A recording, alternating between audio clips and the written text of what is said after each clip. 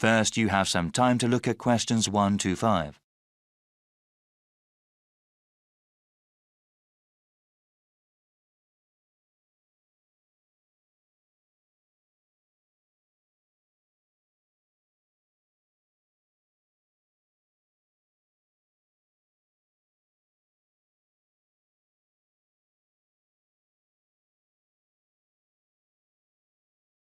Now we shall begin.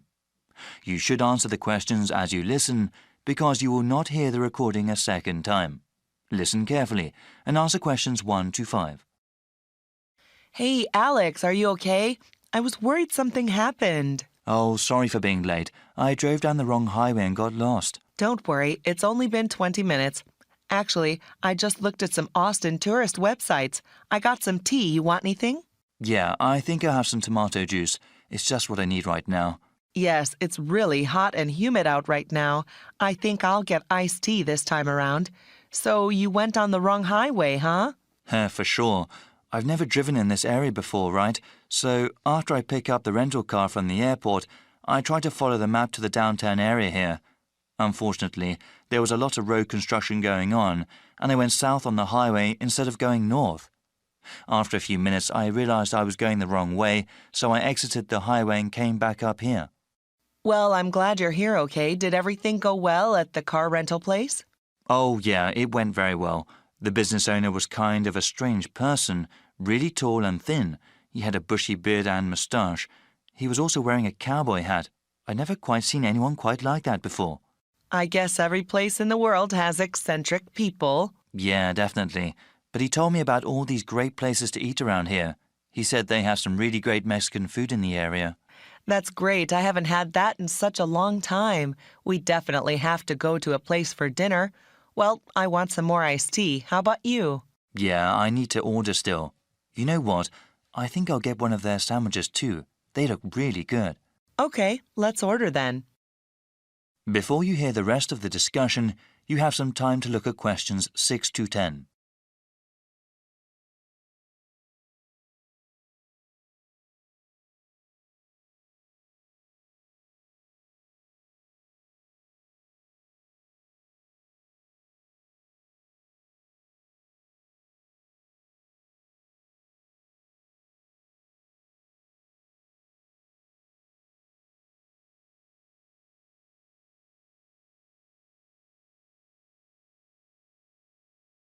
Now listen and answer questions 6 to 10.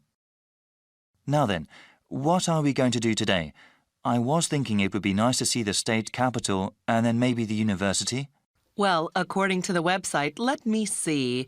The state capitol has tours only on Mondays, Wednesdays, and Fridays.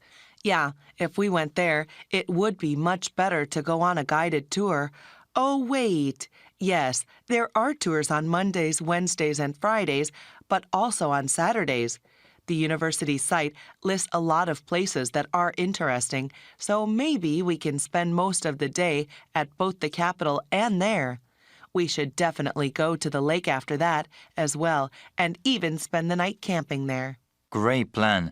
Is there anything else you found online? Yeah, I know you studied biology, so I was thinking that the park would be good. They have a pretty unique collection of trees and plants. They are open Monday through Saturday, so we can go there anytime. There's also the mountain. There are some photos on the website. It looks like they have some great views of the city, and I definitely want to do some hiking. Yes, we would have to take another day for the park and the mountain. But you know, the guy at the rental place was talking about the weather. It seems that there will be a pretty bad storm coming tomorrow. We need to plan around that since it won't be good to be outside when it comes. Certainly not.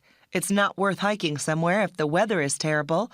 You know, we can go to the park and the mountain today and then go to the indoor places, the Capitol and the university tomorrow. It'll be hard to get around in the rain, but at least we'll be inside. I agree. By the way, how much are these places? All of them are free except for the park. Wait, I'm not sure about the Capitol tour.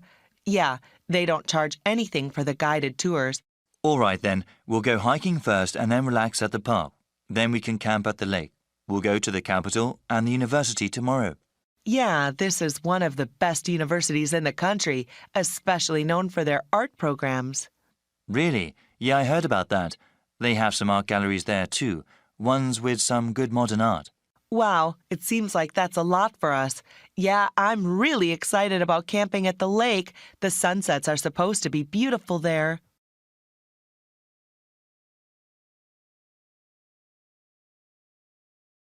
That is the end of part 1. You now have half a minute to check your answers.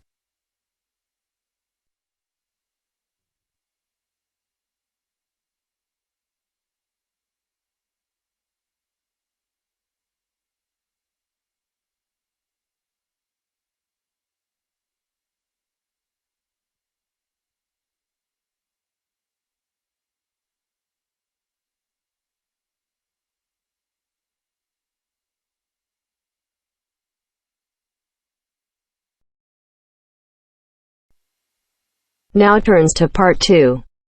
Part 2. You'll hear a webcast on the Freeman Travel Services website. First, you have some time to look at questions 11 to 16.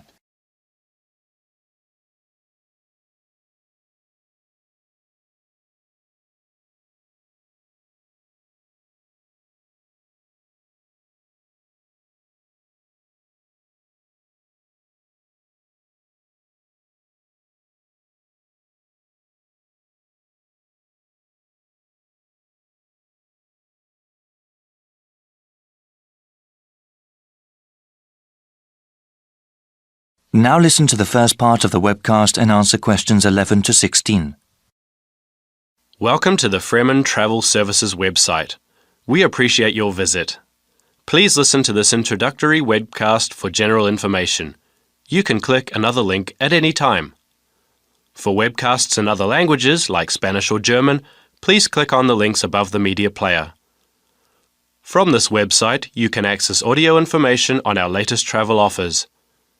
If you have already made a reservation with us previously and would like to check on its status, please click on the reservations link in the upper right-hand corner of the page. We also have information regarding our new line of Extreme Tour packages. Thank you for choosing Freeman Travel Services as your guide. This webcast will explain our recently developed line of Extreme Tour packages. These special vacations were made for those with adventure in mind. We have already gotten awards from a highly regarded travel agency association for these tours. Here at Freeman, we want to help you create memories that last a lifetime. These are not your everyday ordinary tour packages. On these excursions, you will have the chance to challenge yourself and grow as a person.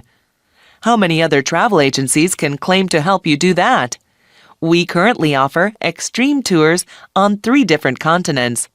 In South America, we have programs in Brazil, Peru, and Argentina. In Southeast Asia, you can go to Thailand or Vietnam. Finally, we just recently started selling spaces for tours in Australia. We also plan to offer more locations around the world in the coming year. Please check this website for future updates.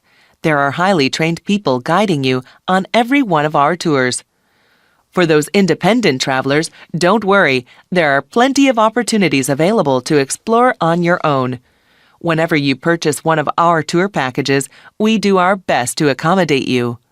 Round-trip airfare to your destination is included, along with any accommodation and transportation needed in that country. We don't include food or any sort of entertainment in the price. We know that our customers often want to discover these things by themselves. Before you hear the rest of the webcast, you have some time to look at questions 17 to 20.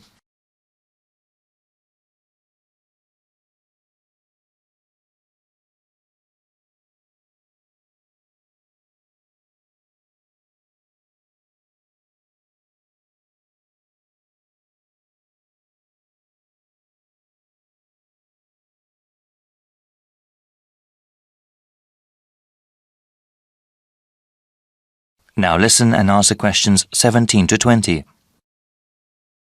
Following is a brief summary of some of the tours that we offer. Peru is home to an ancient civilization. The Andes Mountains provide stunning views to enjoy when you go hiking and camping on our 5-day tour package. There will also be an opportunity to see ancient ruins and also to go whitewater rafting.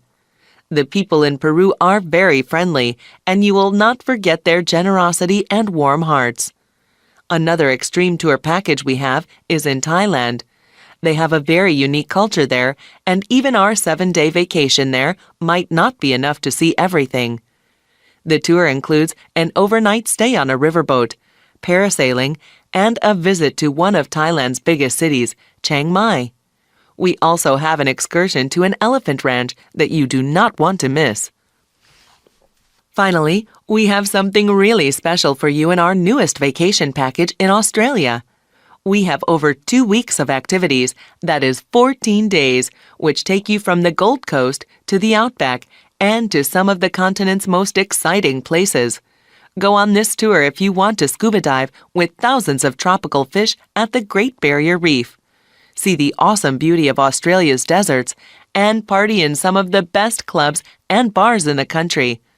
Thank you for considering Freeman Tours. I invite you to look at the comment board on this website.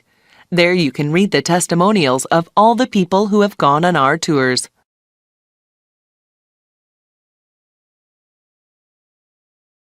That is the end of part 2. You now have half a minute to check your answers.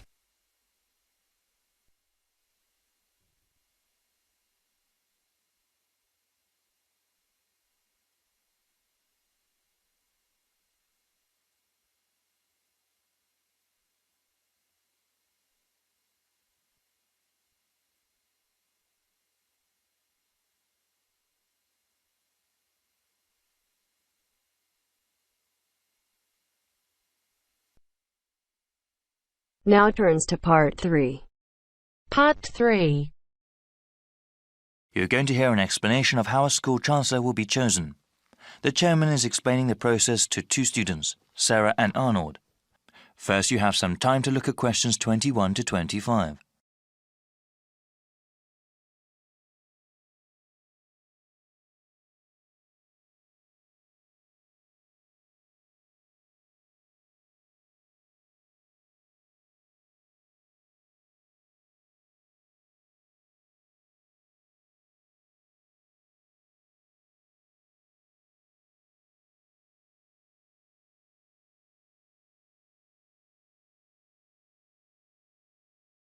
Now listen carefully and answer questions 21 to 25.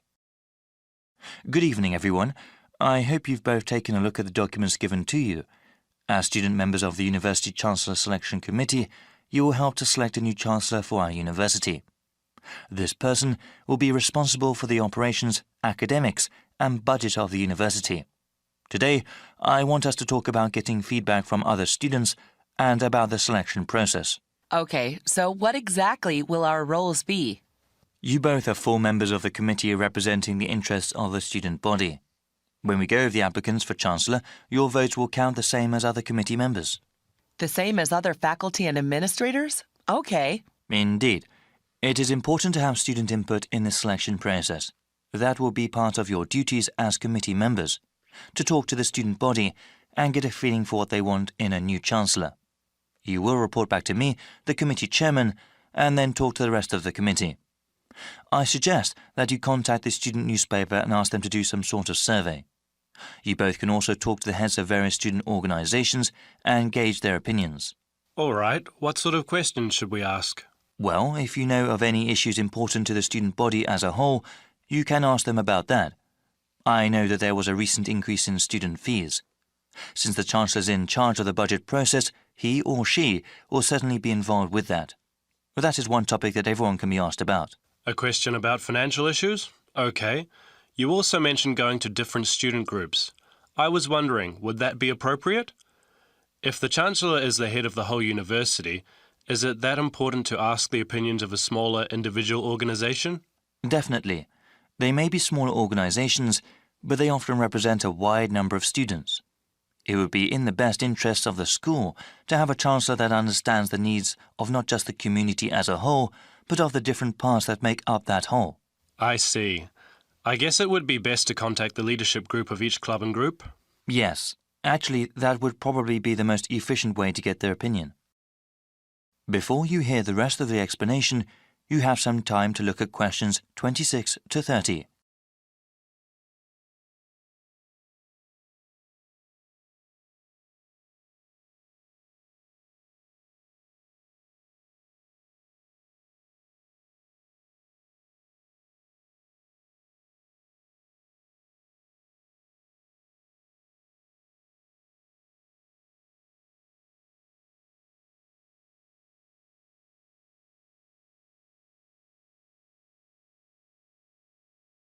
Now listen and answer questions 26 to 30. After you get a feel for what the student body thinks, I would like you to create a report for me. As chairman, I am responsible for making sure the different views of the students, faculty, and the administration are heard. So what happens after we submit our report to the rest of the committee? We'll start with the rest of the selection procedures. We have an open process, meaning anyone who wants to can apply to be Chancellor. That way, we will have the widest available pool to choose from. Of course, the first step will be to narrow down the field of applicants. Looking at their background and work experience, we will end up with 15 candidates. There will be further background checks on the remaining candidates. These checks include talking to the references a candidate has listed, as well as asking about them at any previous institution they may have worked at. This is quite a rigorous process, isn't it? It has to be. The Chancellor represents the university, so we need the best qualified person. After the background checks, we will contact candidates and ask them to come in for an interview before the committee. I remember hearing that we'll also be sitting in on those interviews. It'll be difficult to think of good questions to ask all those candidates. Well, I think the committee as a whole will do that. Okay. That sounds like the best way. Yes, it's quite a rigorous interview process. Each candidate will have to come in a second time. The final 5 candidates will then be asked to come in a third time and actually interact with some of the community members here. After the committee chooses the finalist, that one name will be sent to the Board of Trustees to be approved. They will also go over the candidate's material before having an up or down vote on him or her. Then that person becomes the Chancellor of the university?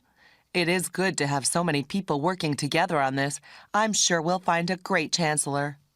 Yes, actually there are many interesting stories about past selection committees. That is the end of part 3. You now have half a minute to check your answers.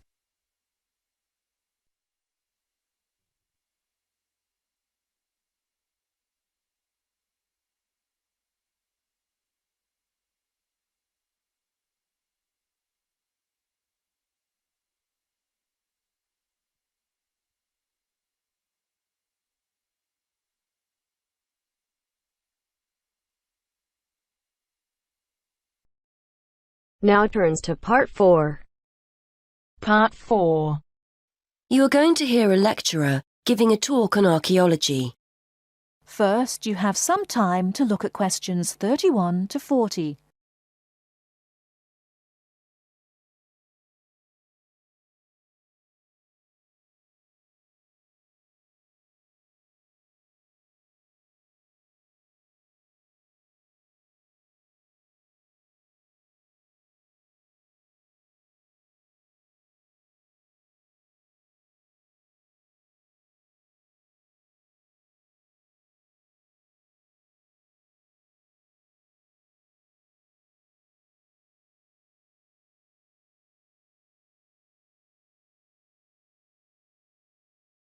Now, listen carefully and answer questions 31 to 40.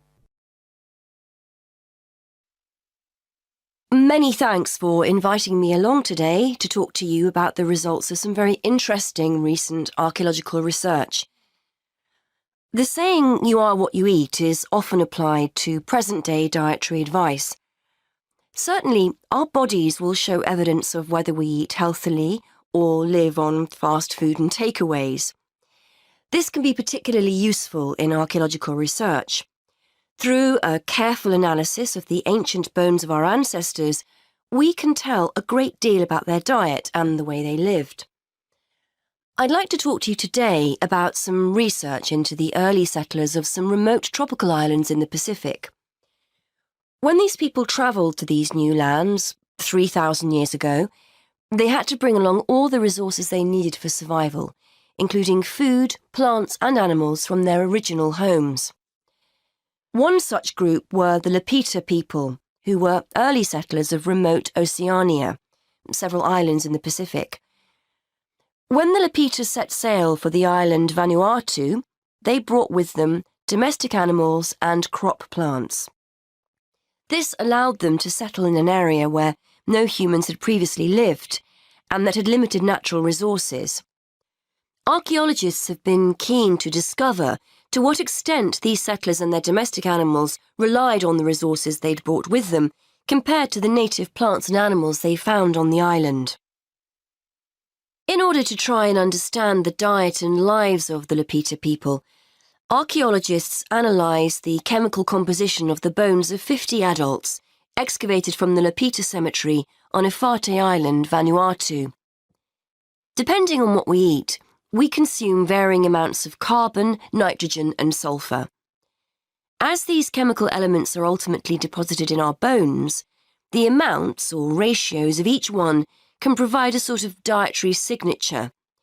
For instance, plants incorporate nitrogen into their tissues, and as animals eat plants and other animals, nitrogen builds up in their own system. The presence of different ratios of chemical elements may show whether a human or an animal ate plants, animals, or both. Carbon and sulphur ratios offer another clue to diet. Carbon ratios, for example, differ between land and water organisms, as do sulphur ratios, the values of which are much higher in aquatic organisms compared to land-based organisms. As well as examining the settlers' bones, scientists carried out a comprehensive analysis of the chemical elements found in the settlers' likely food sources. This included modern and ancient plants and animals. They found that early Lapita inhabitants of Vanuatu may have searched for food rather than relying entirely on food they'd grown themselves during the early stages of colonization. In the longer term, they probably did grow and consume food from the resources they'd brought with them, but early on, they appear to have relied as much on a mixture of fish, marine turtles and fruit bats, as well as their own domestic land animals. May also provide clues to the culture of the settlers. For one thing, males had much higher nitrogen levels compared to females, which indicates greater access to meat. This difference in food consumption may support the hypothesis that Lapita societies were ranked in some way, or it may suggest dietary differences associated with the work people were involved in.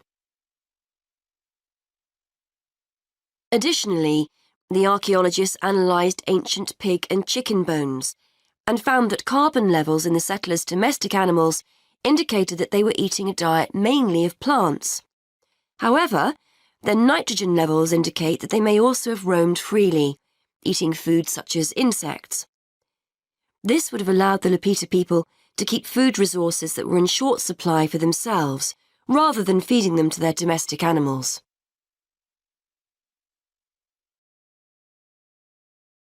That is the end of part 4. You now have half a minute to check your answers.